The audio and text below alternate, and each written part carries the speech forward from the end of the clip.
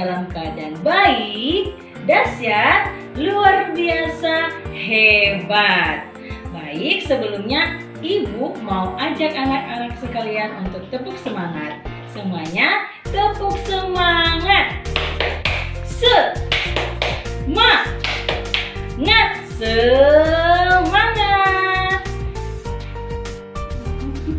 Video kali ini kita akan belajar materi yang pertama, menyusun daftar pertanyaan wawancara.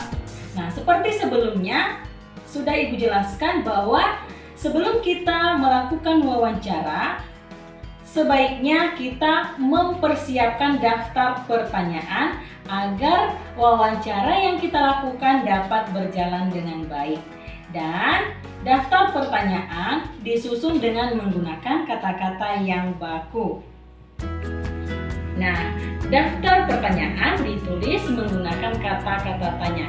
Ini dia daftar kata tanya dan fungsinya yang dapat kita gunakan untuk melakukan wawancara. Kata tanya apa? Fungsinya menanyakan waktu atau peristiwa. Kata tanya siapa? Menanyakan orang. Di mana? Menanyakan tempat. Kapan? Menanyakan waktu. Mengapa? Menanyakan sebab. Dan kata tanya yang terakhir bagaimana? Menanyakan cara atau keadaan. Baik, kita lanjutkan. Menyajikan informasi dari teks dalam bentuk peta pikiran. Nah, nanti anak-anak Ibu boleh membaca teks yang ada di buku pena 3A halaman 178.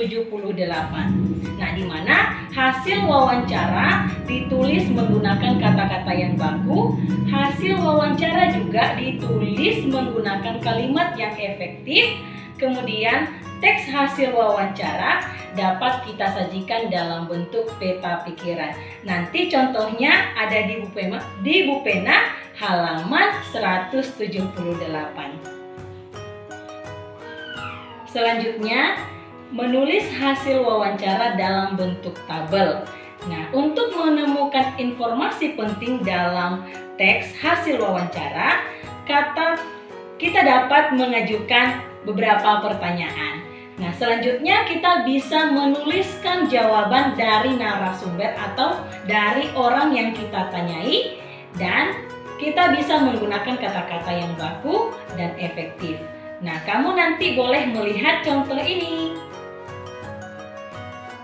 Nah, sekarang anak-anak boleh membaca teks ini.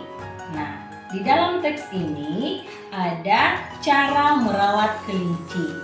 Nah, kemudian berdasarkan teks ini, kita bisa membuat satu pertanyaan dengan menggunakan kata tanya. Nah, contohnya, bagaimana cara merawat kelinci? Nah, di sana kita menggunakan kata tanya bagaimana. Oke, materi selanjutnya adalah menentukan penokohan dalam dongeng. Nah, sebelumnya juga kita sudah belajar tentang dongeng ya anak-anak.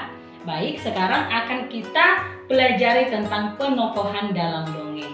Nah, apa itu penokohan? Nah, penokohan adalah tokoh yang ada dalam dongeng beserta sikap dan sifatnya. Nah, untuk mengetahui siapa saja tokoh pada dongeng, kita bisa membaca dongeng tersebut dengan seksama.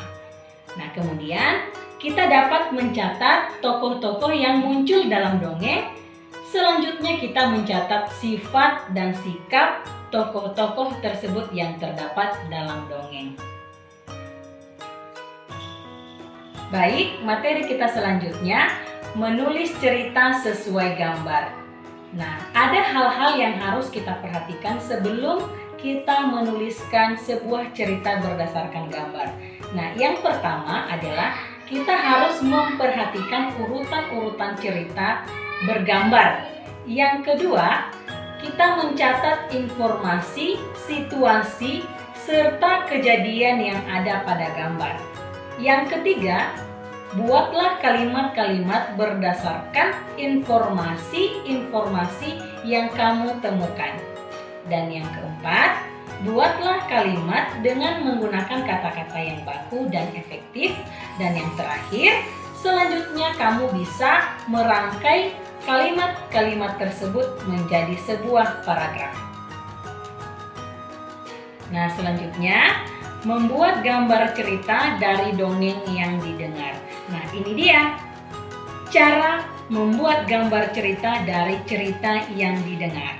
Nah, yang pertama, dengarkanlah dengan seksama cerita tersebut. Yang kedua, catat unsur-unsur yang ada pada cerita tersebut. Yang ketiga, kamu dapat membuat gambar yang dapat mewakili cerita. Nah, jika membuat banyak gambar, kamu boleh membuat gambar sesuai dengan alur cerita. Oke anak-anak, demikian pembelajaran kita hari ini. Semoga pembelajaran hari ini bermanfaat untuk kita semua. Dan Ibu berharap anak-anak semua tetap semangat, sehat, dan kedepannya kita bisa tatap muka kembali. Kita berdoa sama-sama supaya pandemi ini segera berlalu. Dan Ibu ucapkan terima kasih. Tuhan Yesus memberkati. Bye-bye.